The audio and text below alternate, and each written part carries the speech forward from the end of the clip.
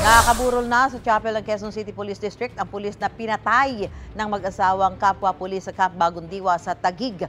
Pasintabi po sa sensitibong balita, siyang pulis na natagpo ang nakasako at putol-putol ang katawan at ibinaon sa bakuran ng ancestral house ng lalaking suspect sa Baguio City noong December 5, Huwebes.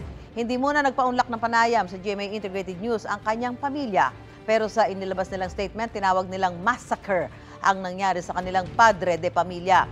Hindi sila naniniwala sa naging pahayag ng mga suspect. Ayon sa pamilya, matagal nang pinagplanuhan umano ng mag-asawa at nasa 10 hanggang 20 nilang kasabwat na dukutin at itorture ang kanilang padre de pamilya. Hindi raw sila titigil hanggat hindi nakukulong ang mga nasa likod ng krimen. Mabait at may malinis na puso raw ang kanilang ama at patotoo raw rito ang mga taong personal niyang nabigyang inspirasyon. Nauna nang sinabi ng Southern Police District na itinuturing nilang crime of passion ang nangyari. Batay na rin ito sa extrajudicial confession ng lalaking suspect na iginiit na may relasyon umano ang biktima at ang kanyang asawa. Naharap sila sa reklamong conspiracy at murder. Gusto mo bang mauna sa mga balita?